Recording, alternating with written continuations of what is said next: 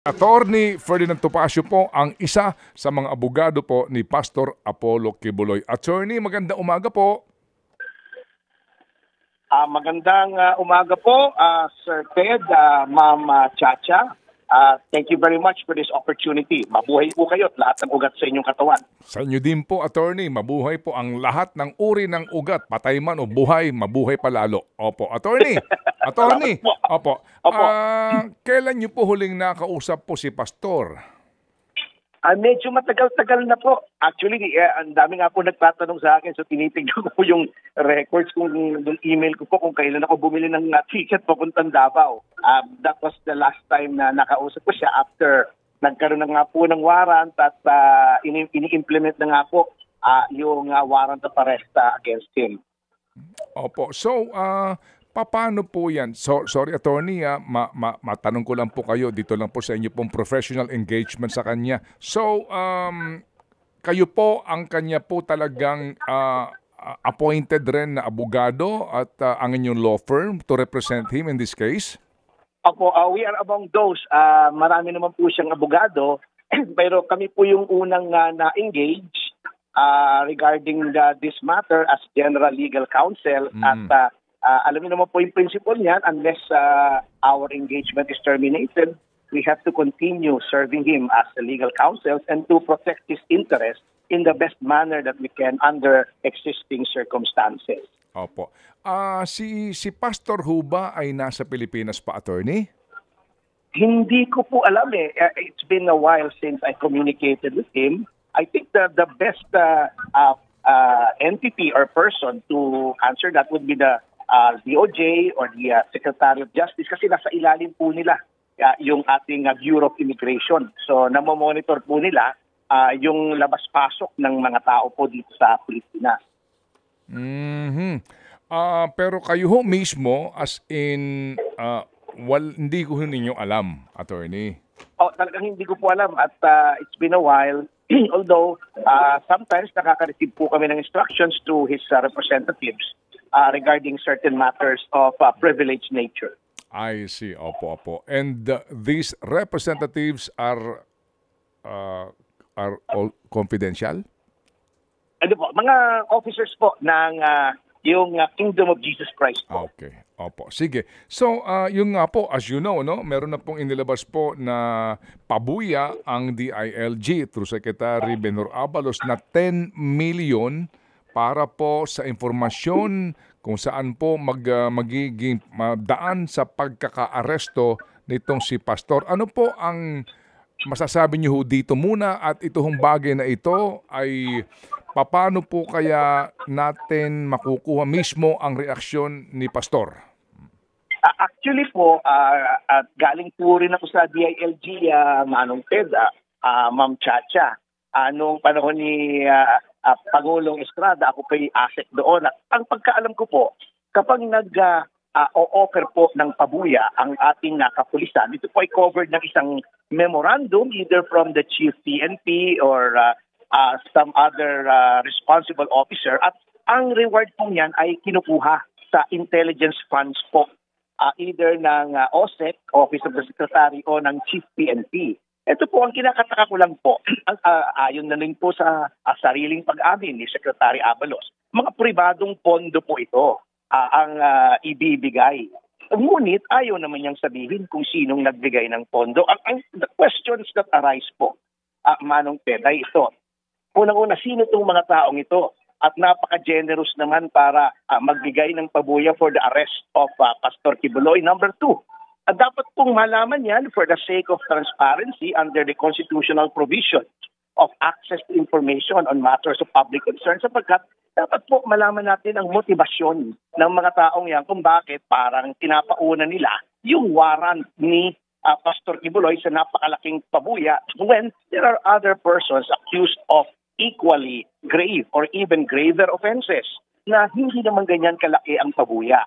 Number 3, ano nangyari sa intelligence fund ng ating gobyerno na kailangan mag-rely sa private funds ng ating secretary? Number 4, meron bang nalabag na batas sa pagtanggap ng private donation ng isang public official?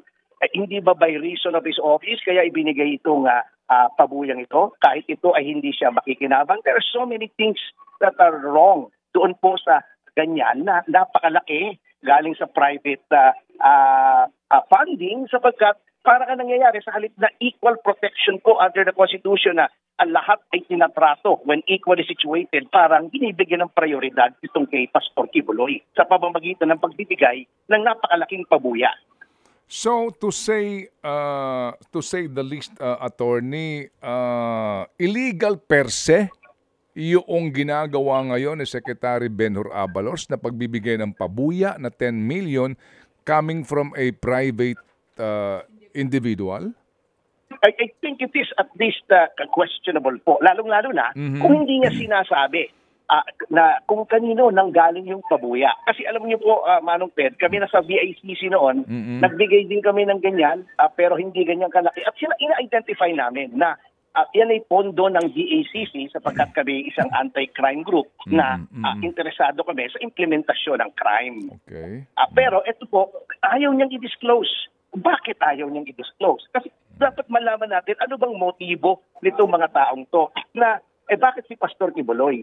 Alam niyo po, kung titingnan niyo po, Sir Ted, yung mga averaging ng mga pabuya, last May, ang average lang po na na-distribute ng PNP na pabuya among 11 persons ay 1.9 million pesos. Si Bantag po, 3 million lang ang pabuya. Yung pong isang nabasa ko a few days ago na may isang miyembro ng terrorist organization, yung CPP-NPA. Ang pabuya lang sa kanya 1.3 million pesos. Ito gustong pabagsakin ng gobyerno. Although I understand that Pastor Quiboloy is accused of grave crimes, may disproportion po doon sa 10 million na meron namang ibang mga charged with violent crimes. Ito naman po hindi violent crimes na 1,500,000 lamang po yung mga pabuya. So, bakit ganun kalaki at bakit pribado? So, on that point alone po, medyo, sabi ko nga, there is something rotten in the state of Denmark, so to speak. Opo, pero rotten, but is it really an actionable wrong? Meaning, can you file a case against Benhur Abalos for that? Ayaw naman po nating dumating doon sapagkat unang-una, kami naman po ay kapwa abogado. Maybe nabigla lang si Secretary Abalos. Maybe he will realize the error of his ways at either hindi na niya tanggapin yung private funds or i-reveal naman niya siguro. For the sake of transparency, being a public official, dapat transparent po tayo. Sino ba itong mga ito? So tingnan natin, anong motibo nila at parang ang nangyayari po dyan ay nauuna itong kay Pastor Quiboloy over and above all other crimes na may mas matindi pa naman po. Okay, sige Hindi po. naman po ang aming hinihiling. Baka naman po mahimasmasan siya, di okay na. Opo. Pero attorney, ang sabi nga po, kung tama ang pagkakarinig ko, Attorney Ferdinand, Ferdy, ang sinasabi po ni Secretary is that mas mainam kung lumantad na si Pastor Quiboloy at harapin ang kanyang mga kaso. After all, nung una din po, kung tama din po makakaunawa ko, binabanggit ni Pastor na siya po'y haharap sa proper forum, not in the Senate, pero sa proper forum, which is the court, no? So ano po ang inyong reaksyon doon, Attorney? Well, actually po, that is beside the point when it comes to the reward money. Pero katulad po ng sinabi ko noon, alam niyo po, that is not without precedent. Ako nagkagunita niyo po, Manong Ted, si Ping Lacson din nagtago noon at ang sabi niya, he is a fugitive not from justice, but from injustice. Siguro po, ganun din ang nararamdaman ni Pastor Quiboloy that he cannot get a fair shake from the present government considering ito nga po, yung the manner kung paano execute yung warrant na parang naggera na. Ito nga pagre-raise ng discriminatory na 10 million laban sa kanya. These are all the hallmarks of persecution. And while kami po mga abogado, we will always give our clients the benefit of our best advice insofar as legalities are concerned. Ito pong mga bagay na to, these are not strictly legal. It is moral. Ultimately, these are moral and personal choices. Okay. May tanong lang po si Chacha, Attorney Ferdy, ha? Opo. Okay. Yes po. Attorney Ferdy, doon sa sinasabi din ni DILG Secretary Benhur Abalos, maging ng iba, na kung totoong inosente ang pastor, dapat nga daw po lumantad na siya at linisin na lamang niya ang kanyang pangalan. Ano pong tugon niyo doon? That is quite a simplistic interpretation of the law. Unang-una, everyone is presumed innocent at sabi nga po ng ating Korte Suprema, self-preservation is the ultimate law. Kung sa tingin ng isang tao ay hindi siya makakakuha ng katarungan, kung sa tingin ng isang tao ay may banta sa kanyang buhay, kung sa tingin ng isang tao ay mapapahamak siya, katulad po ng mga aligasyon ni Pastor Kibuloy na there is a hand here ng Estados Unidos na gusto siyang bigyan ng not only rendition but elimination, he has the right to self-preservation. At yan naman pong karapatan yan ay kinikilala rin po sa ating batas. Attorney Ferdy, kanina nabanggit niyo po no, na matagal niyo nang hindi nakakausap itong si Pastor Apollo Quiboloy at ang makakasagot nga lang kung nandito pa siya sa Pilipinas ay ang Bureau of Immigration. Yun pong mga kasama rin dun sa may 1 million na bounty na mga idinadawit din po dito kay Pastor Apollo Quiboloy. Meron po ba kayong idea kung nasaan po itong mga taong ito? Ay, wala po at ayoko lang po sana ma'am kung ipapauman ninyo ma'am Chacha na magkomento because they are represented by other councils. Nakakahiya naman po sa kapwa-abogado kung sasaklawan po natin yung kanilang prerogative na mag-represent ng kanilang kliyente. So iba po ang mga abogado ni Crescente Canada, Pauline Canada, Ingrid Canada at Sylvia Camanes at Jackie.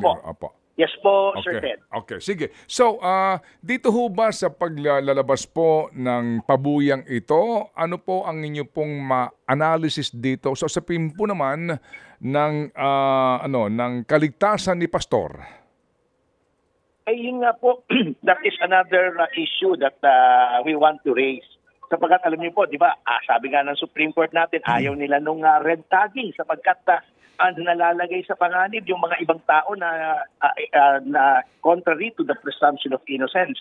Pag magbibigay ka ng ganyang kalaking pabuya sa isang tao na hindi naman violent yung mga crimes na charge sa kanya, you give the impression not only that he is a guilty person, ngunit at na siya ay prioridad na target siya ng gobyerno na napakalaki ng pabuya. Some people might be encouraged to take the law into their own hands para makakolekta ng pabuya. So isa pa pong objection namin at na sana i-realize ni Secretary Abalos. Bilang abogado rin naman po siya. Okay, sige po. So meantime po sa binabanggit nyo na kaninyo ay mga maliho at questionabling mga pamamaraan na gusto po ngayong pairalin ng kalihim ng DILG. Kayo po on your own, wala kayong balak na gawing usaping legal dito? Hindi kayo magkukusa dito na dumulog sa anuman pong forum o hukuman to question this? Hindi na po muna siguro, Manong Ted. We always give the government the benefit of the doubt. Katulad ng ginawa po namin nung kay Congressman Teves na tinubukan po namin at pagkamat ginagawa nilang closed door yung hearing, we tried to have himself heard through Zoom or by counsel man lamang. We gave them all the opportunities pero nung talagang last resort na lang po, that's when we had to go to court. So we are appealing to Secretary Abalos. Ipangalanan niya at malaman po natin kung anong motibo at malaman namin kung talagang actionable yung ginagawa nila o baka naman in good faith. Hindi po natin alamin. So it may be too early to make a decision po, Manong Ted. Okay, sige po. Kumusta po naman si Congressman Arnie Teves so far po? Dito nga po sa kanyang, di ho ba't kayo ay meron pong apila doon po sa pag-aapruba ng kanila pong gobyerno doon sa Timor-Leste na pauwiin na po sa Pilipinas si former Congressman Arnie? Okay naman po si Congressman Teves kaya nga kalbo pa rin.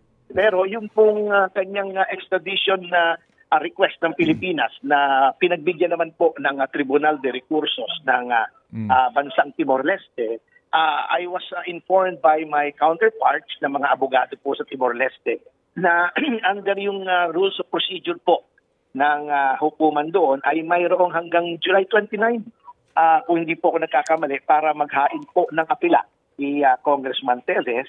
And then after that, we will see what will happen po sa kanyang apela. In the meantime po, other recourses are also being pursued including the application for political asylum.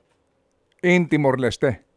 Opo, in Timor-Leste po, sir. Opo. Pero July 29 pa ang deadline, meaning you can exhaust ito hong haba ng panahon and then pag nag-file kayo nito, another waiting period? Opo, kasi yun pong nakalagay sa kanilang rules of procedure, 30 days from notice po noong judgment doon po ng Court of Appeals o Tribunal de Recursos nila. So I would presume 29 nakuha yung I can check my records po kung kinakailangan na Sir Ted. So mga ganung petsa po nakuha yung desisyon. Opo. So you're buying time and as in kumbaga you will exhaust po ang haba ng panahon dito and sa bandang dulo, ano ho ba? Bakit bandang ho ba hindi na lang siya umuwi at harapin po ang kaso? Oh, well, ano naman po, talaga naman po nire-recognize naman po ng batas, hindi lamang natin at ng Timor-Leste, na may legal remedies naman po isang tao na sa tingin niya ay may valid grounds to resist extradition. Katulad po nga nung sa ilalim ng Konstitusyon ng Timor-Leste, not only is extradition prohibited kung may a danger of life imprisonment, kung may danger din po sa life. Alam niyo po, Manong Ted, hindi lang sinasabi ng gobyerno. Noong nag-testify po, nung nagkaroon po ng hearing sa ating Kamara tungkol po sa expulsion ni Congressman Teves, nag-testify po si General Nartates ng ating PNP na indeed meron pong bansa sa buhay ni Congressman Teves. Isang bagay na aminado naman ng Office of the Solicitor General dun po sa Supreme Court sa aming kaso. Ngunit, pagka humihingi po kami nitong mga papeles tungkol dito sa basihan ng report ni General Nartates, ay ayaw naman po kami bigyan, which is another issue as to harassment of Congressman Teves. So, meron pa naman po kami mga valid defenses. At we intend to exhaust them. At ang batas naman po ng Timor-Leste nagbigay ng 30-day time period within which to appeal. So, yun naman po lamang ang ginagamit namin kung ano po nakalagay sa batas. Okay, sige po. So, Attorney Ferdy, salamat sa inyo pong panahon at kami po'y makikipag-ugnayan kung kinakailangan para po makuha ang panig ng inyo pong mga kinakatawan. Anytime po. Thank you very much. God bless. At katulad po ng dati, Chup chup. Salamat po, Attorney Ferdinand Topacio. Ted Filon at DJ Chacha. Ngayon, nasa Radyo 5, 92.3 News FM. Monday to Friday, 6 to 10 a.m.